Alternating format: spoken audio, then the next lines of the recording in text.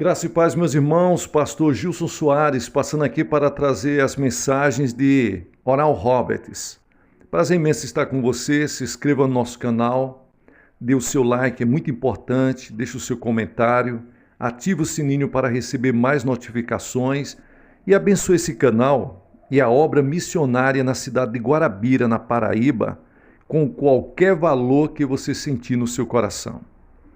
Embaixo na descrição tem como você fazer isso através do número da conta e através da chave Pix. Geralmente as pessoas que fazem isso aparece o nome da pessoa. Nós pegamos o nome dessa pessoa, colocamos no caderno de oração e oramos. Oramos para que Deus te abençoe no poderoso nome de Jesus. A mensagem de hoje, de Oral Roberts, ela tem como tema o quarto homem.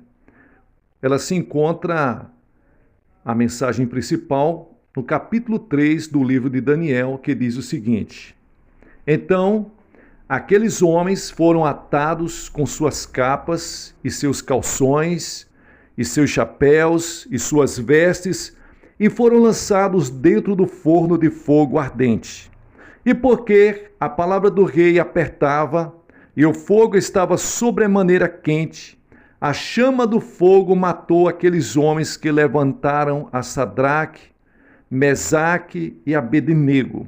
E esses três homens, Sadraque, Mesaque e Abednego, caíram atados dentro do forno de fogo ardente. Então, o rei Nabucodonosor se espantou e se levantou depressa.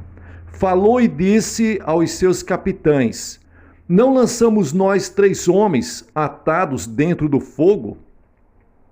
Responderam e disseram ao rei: É verdade, ó rei.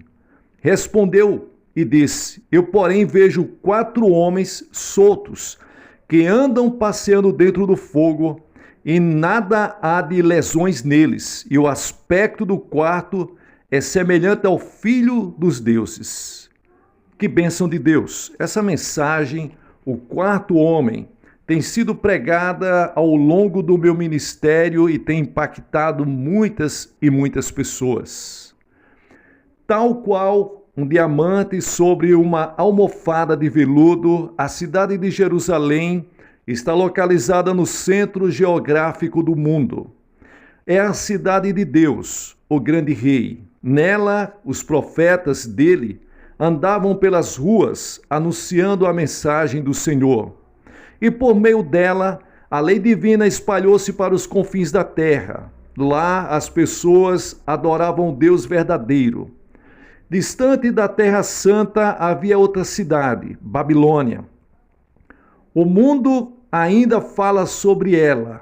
O livro de Apocalipse conta como ela será reconstruída, passando a exercer, nos últimos dias, um importante papel.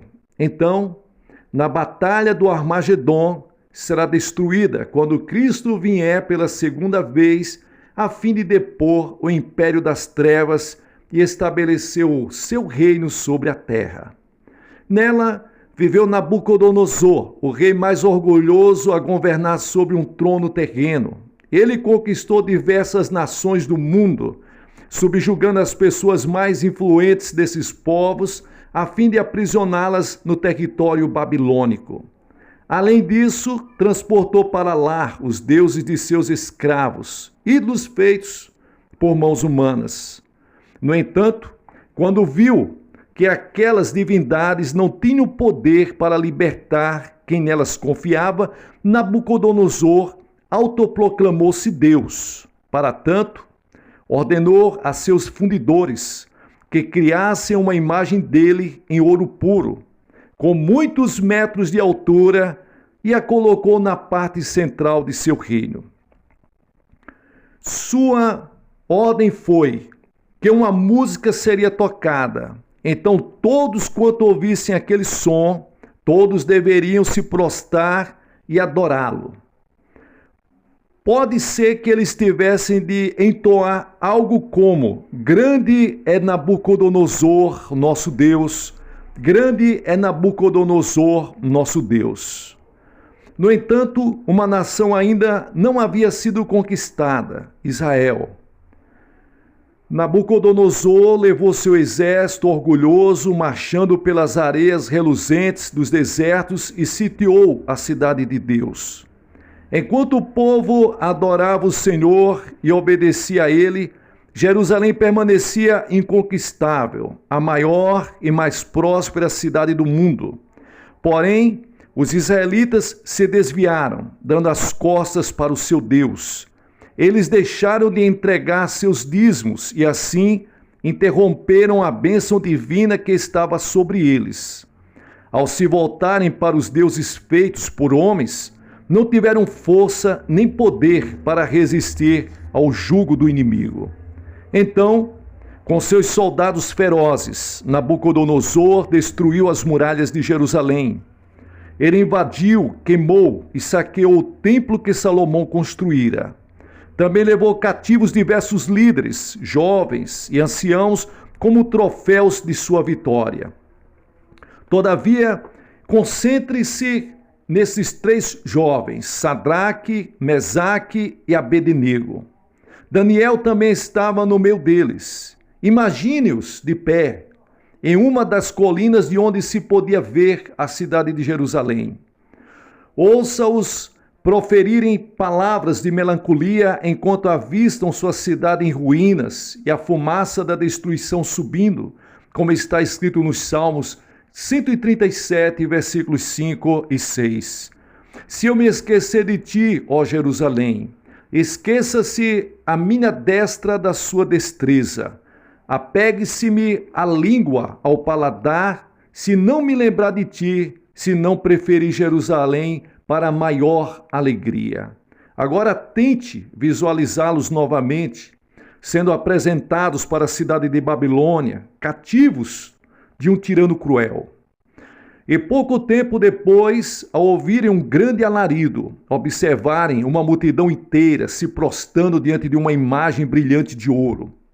Porém, eles ficaram em pé, recusando-se a se prostrar.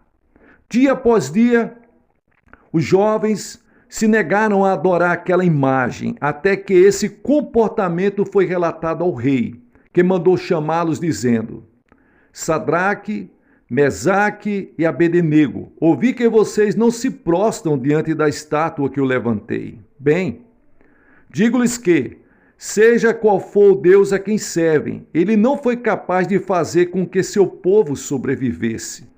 Sua nação está em ruínas, e vocês são meus escravos. E disse-lhes mais: agora, pois, se estás pronto, quando ouvirdes o som da buzina, do pífaro, da cítara, da harpa, do saltério, da gaita de foles e de toda sorte de música, para vos prostardes e adorardes a estátua que fiz, bom é.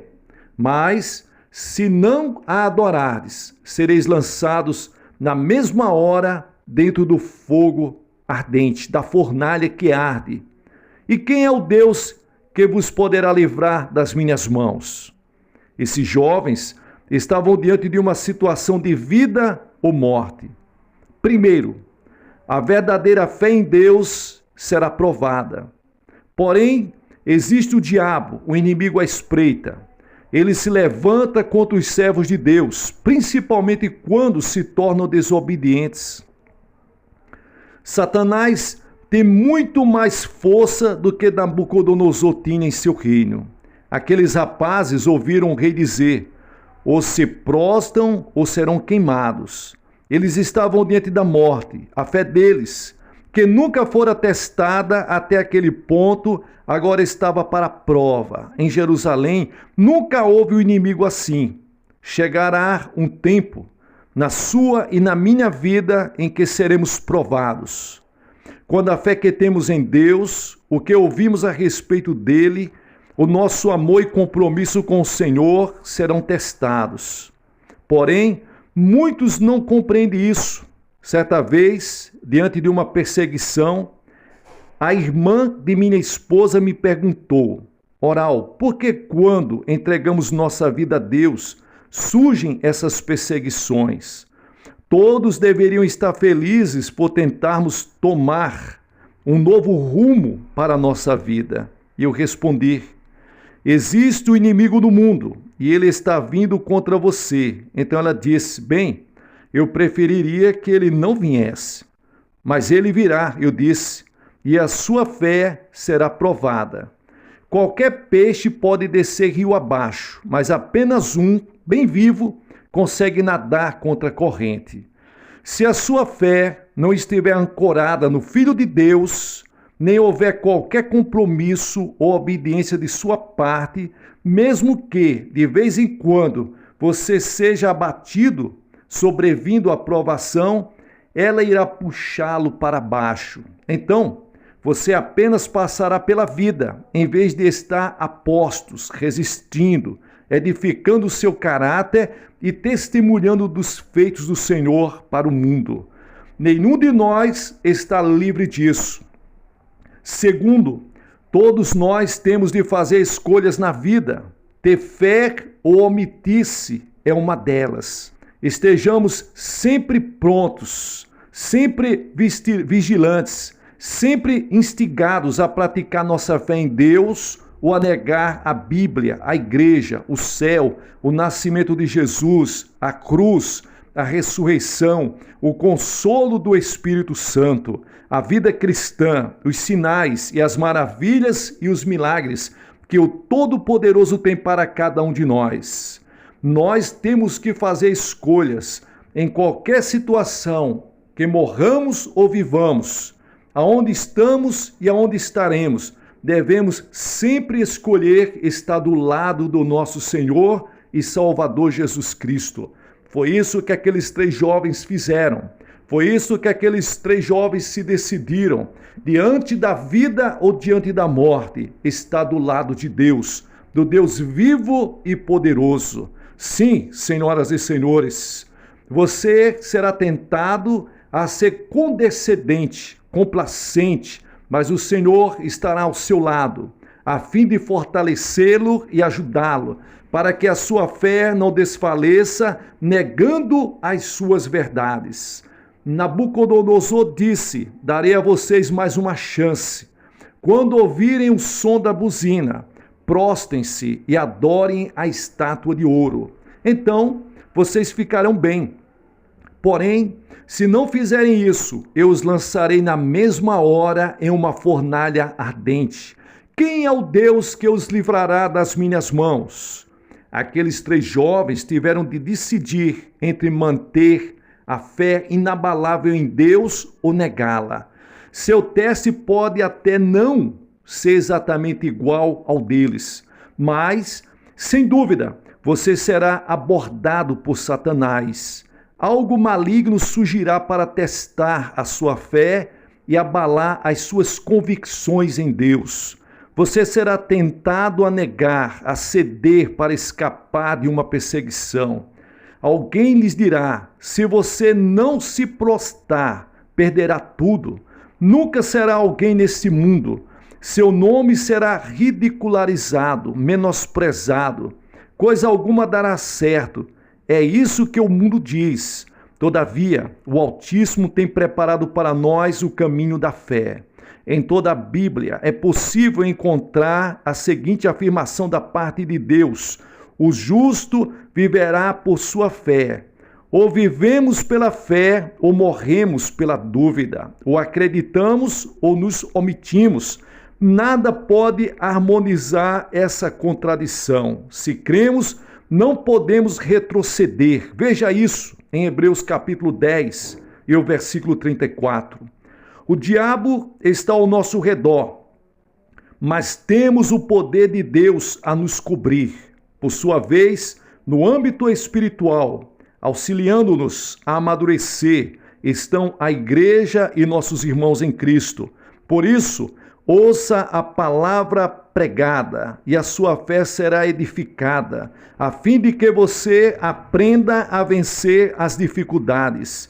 Meditar na Bíblia Sagrada, reservando um momento para ensiná-la a seus filhos, também coopera para o seu fortalecimento. Deus é seu amigo, ele é bom e está sempre pronto a encorajá-lo. Ao trocar o canal da televisão, Lá estará a mensagem de algum pregador do Evangelho com a palavra certa para você naquele instante.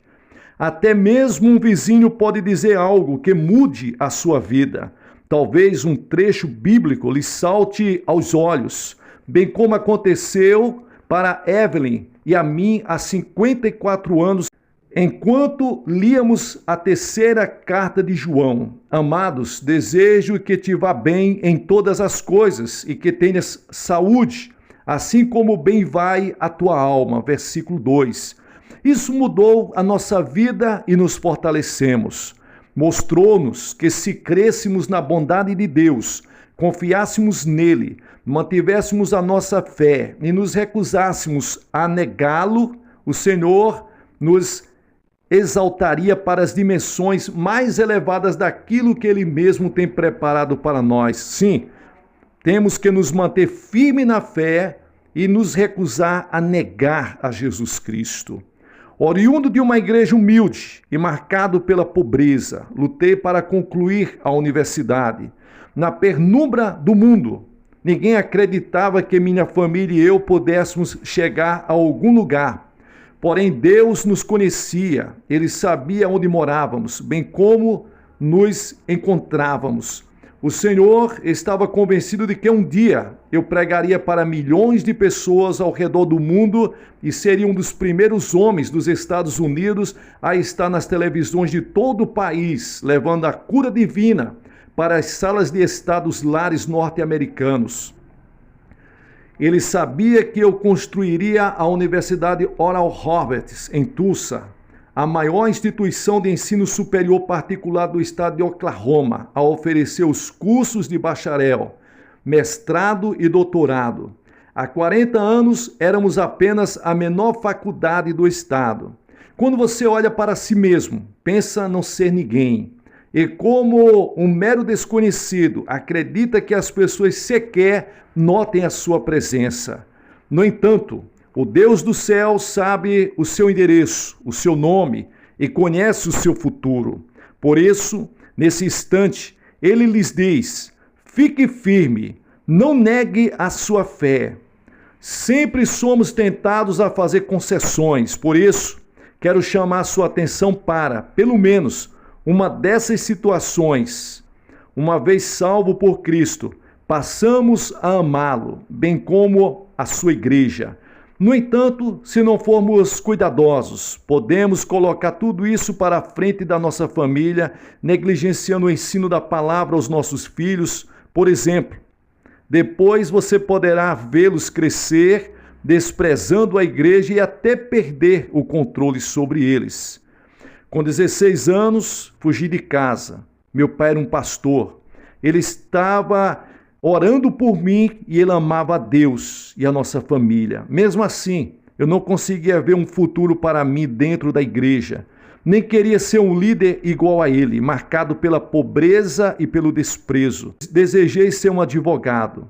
Queria tornar-me governador de Oklahoma algum dia. Era um sonho de criança, por isso não queria fazer parte daquela família.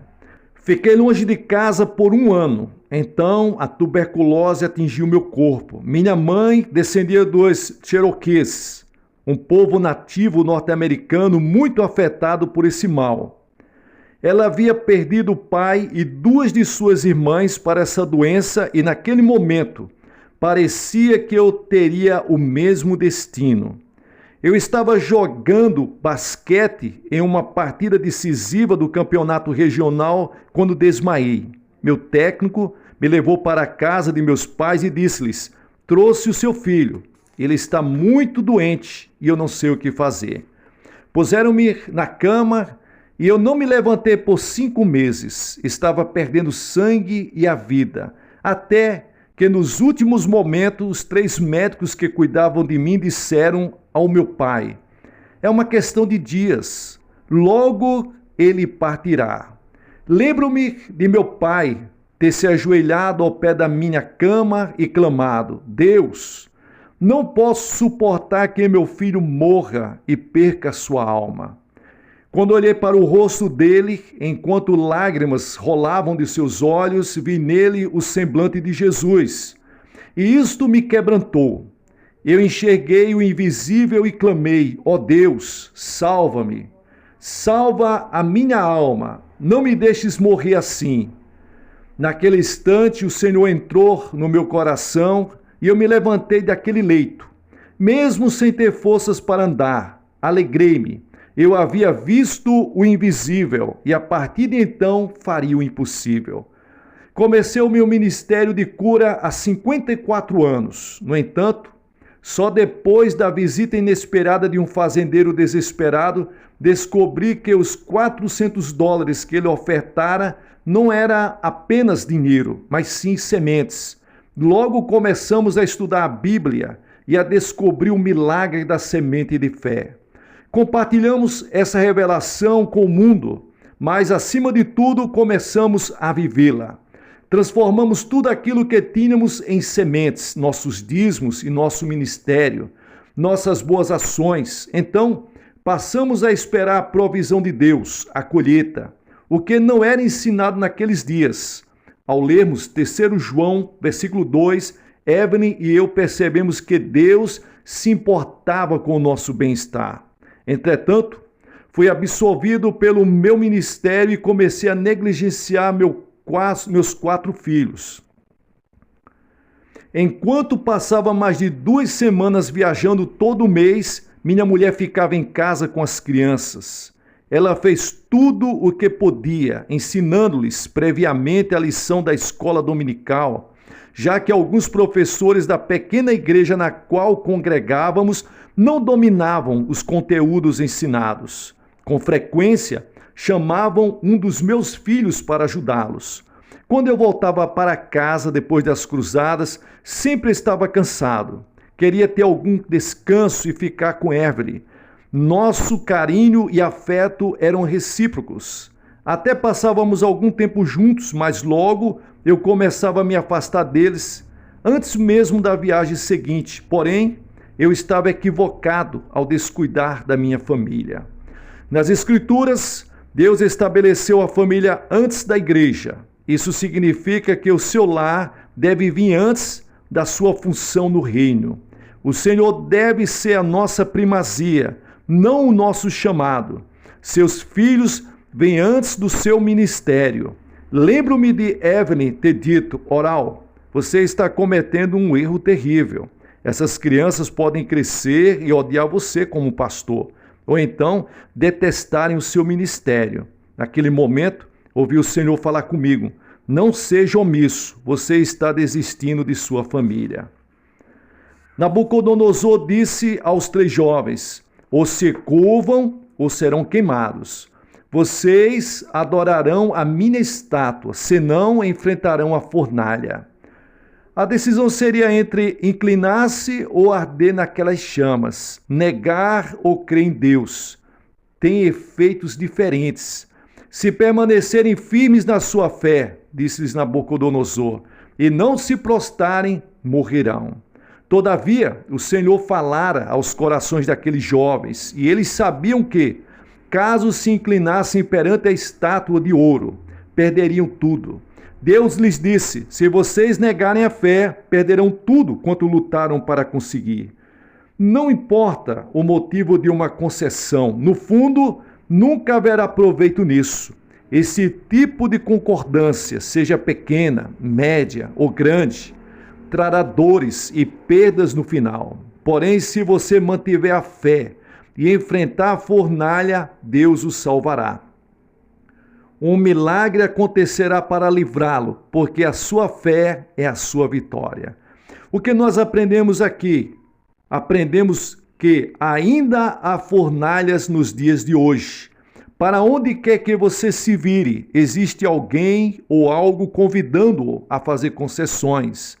Há ameaças, está lá, escondido ou não, mas você sabe que ela existe. Você perderá seu emprego, não será promovido, jamais terá uma bela casa ou um lindo carro.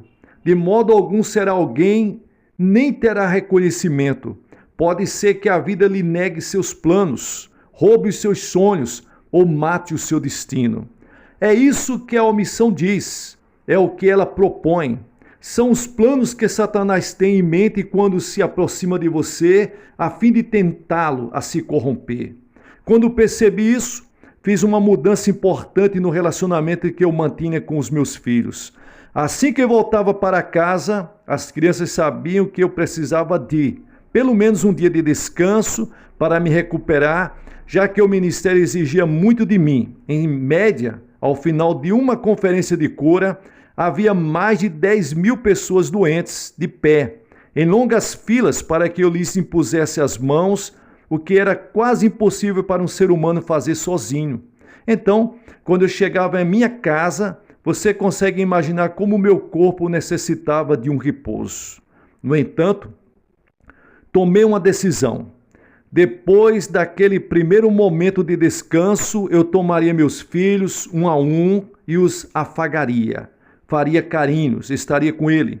Além disso, ensinaria a Bíblia a eles. Deus disse sobre Abraão: porque eu o tenho conhecido, que ele há de ordenar a seus filhos e a casa dele depois, para que guardem o caminho do Senhor, para agirem com justiça e juízo. Gênesis capítulo 18 e o versículo 19. A minha participação como pai naquela família era significativa para meus filhos. Eles veriam como eu vivia e me comportava, bem como reconheceriam a minha integridade. Entenderiam porque eu os amava e porque amava a Deus e como o meu ministério era importante. Assim, comecei a mudar e a reservar mais tempo para eles. Eu os colocava no meu colo e líamos a Bíblia juntos. Eu os reunia, juntamente com Evelyn, para contar-lhes as histórias dos personagens bíblicos. Ensinei-lhes a orar e a dar graças antes das refeições. Brincávamos, aproveitando ao máximo o tempo que passávamos em família. Com a ajuda da minha esposa e a partir da minha mudança, evitando fazer concessões, eu influenciaria positivamente meus filhos. De fato, todos eles, desde que se entregaram a Cristo, têm vivido para Ele, assim como os meus 13 netos. Todos são salvos pela graça de Deus. Roberta, uma das minhas filhas, é advogada. Ela é membro de uma comunidade religiosa em Tulsa, além de ser uma profissional bastante respeitada em nossa cidade. Meu filho Richard é presidente da Universidade Oral Roberts. Nos primeiros 30 anos dirigia a instituição, mas há 9 ele assumiu sua gestão e está fazendo um trabalho ainda melhor do que o meu. Disse e torno a repetir: obter sucesso sem deixar um legado é o mesmo que fracassar. Um filho tem de ser melhor do que o seu pai. Ele precisa superá-lo até mesmo com relação à sua fé. Você pode estar em uma fornalha ardente bem agora, até porque as provações surgem de maneiras diferentes.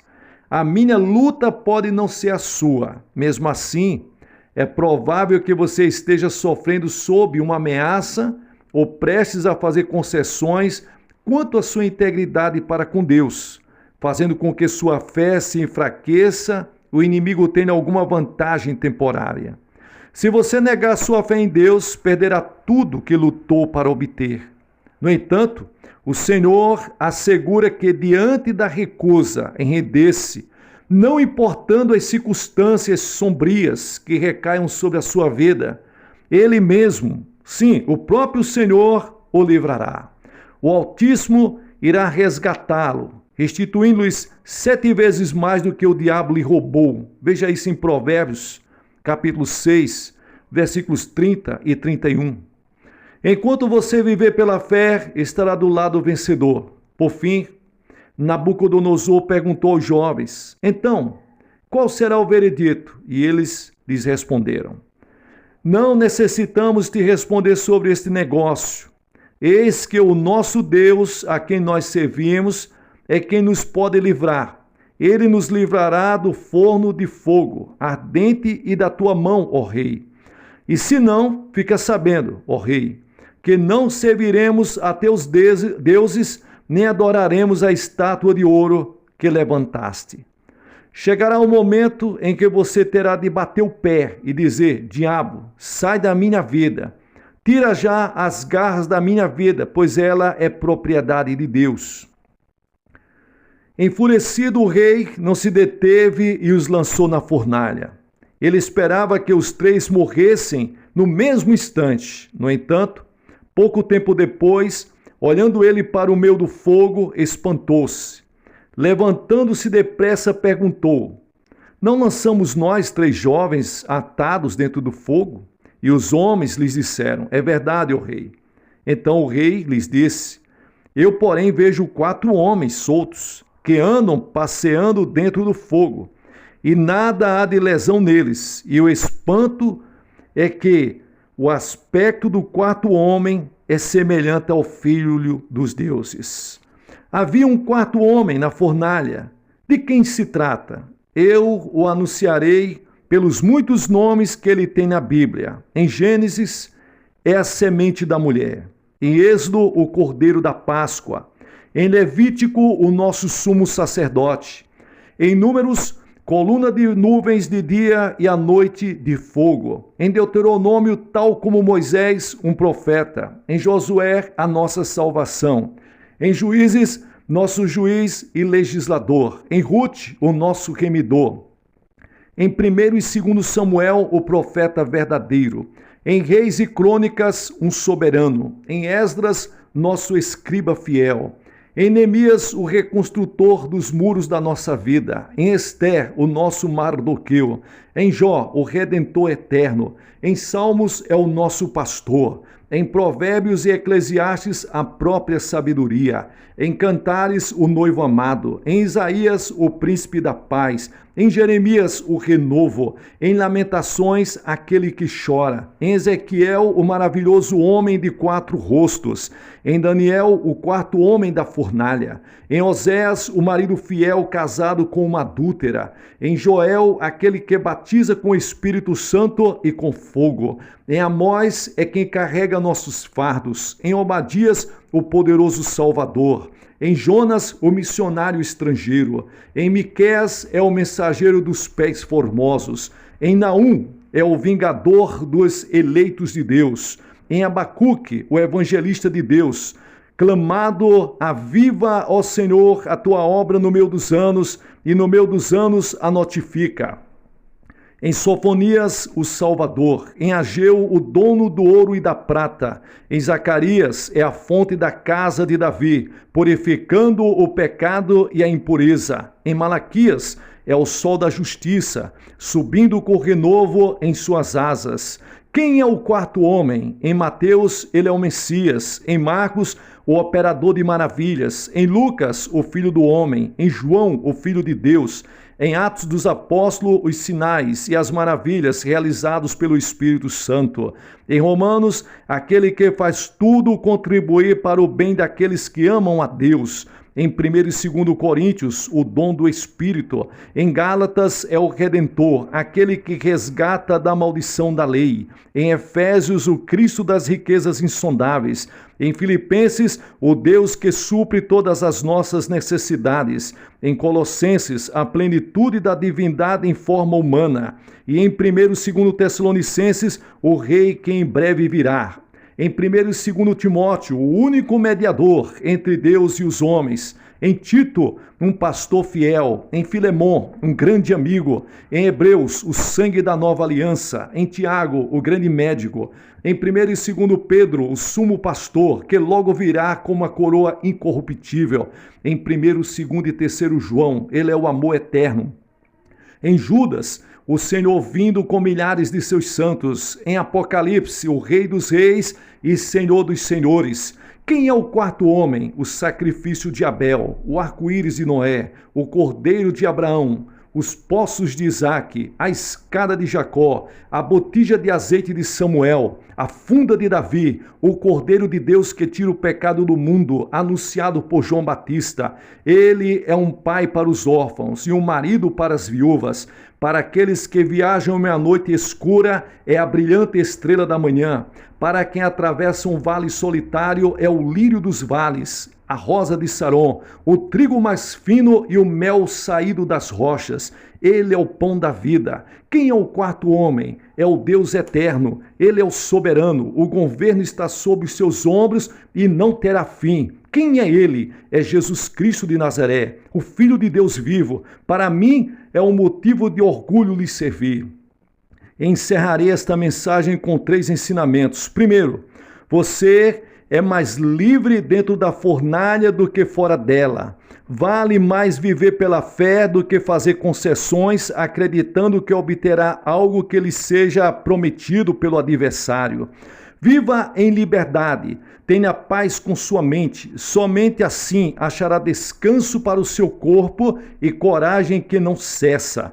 Você tem um amigo mais chegado que um irmão. Veja em Provérbios capítulo 18, versículo 24.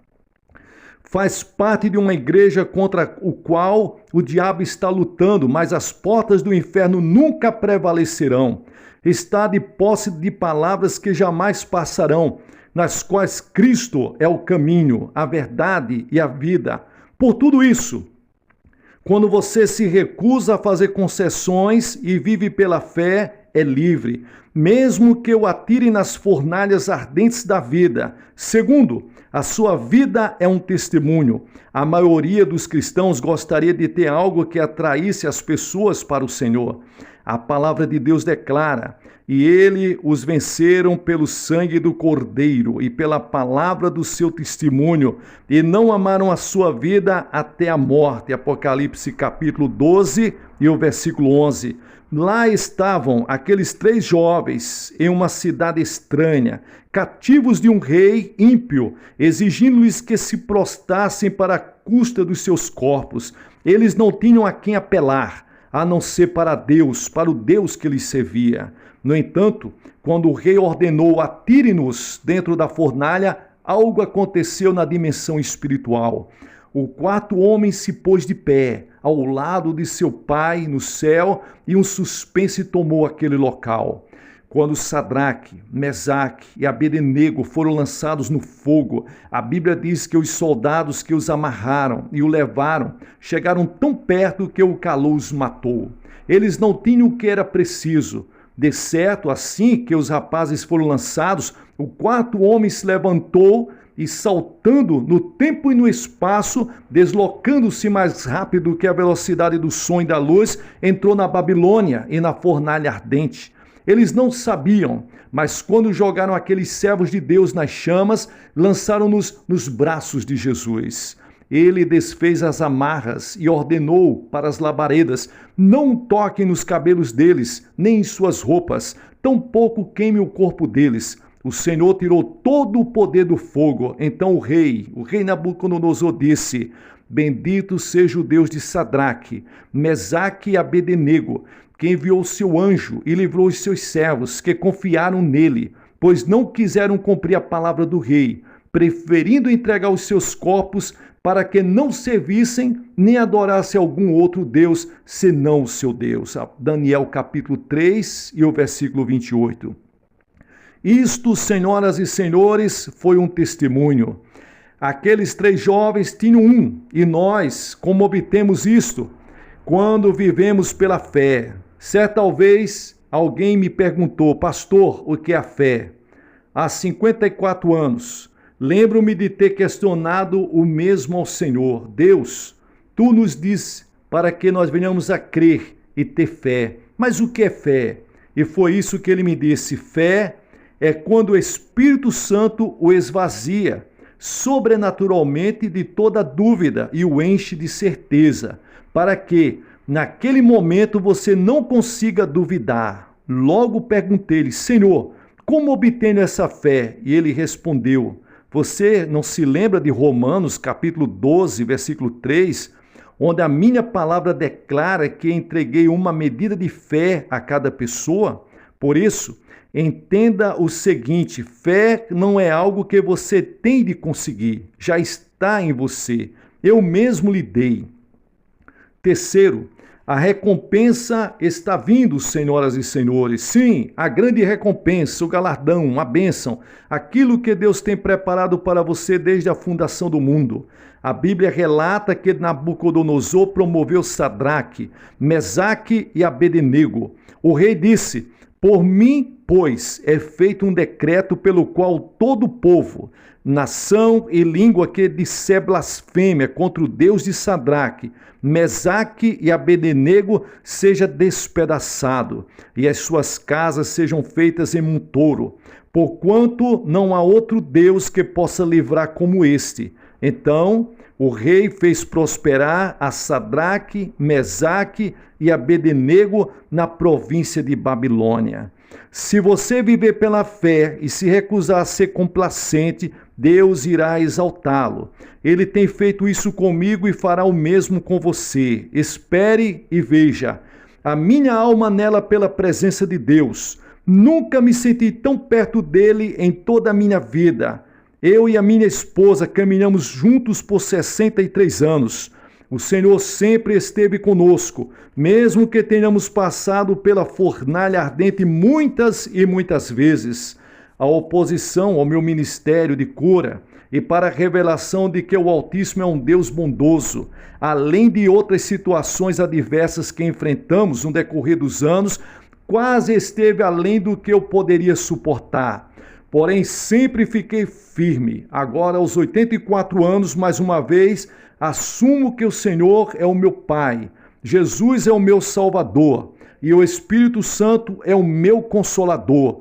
O Senhor me salvou, fui chamado para pregar o Evangelho, levando libertação aos perdidos e para a humanidade sofredora. Tudo isso pela graça de Deus. Ainda continuo fazendo o impossível e você também pode fazê-lo. O quarto homem é real e somente ele pode entregar a você a unção e o poder necessários para realizar essa obra. Você vencerá, porque o Senhor enviará o seu anjo para livrá-lo da fornalha. Amém, amém e amém. Deus abençoe você, Deus abençoe o seu ministério, a sua vida, seus negócios, sua família.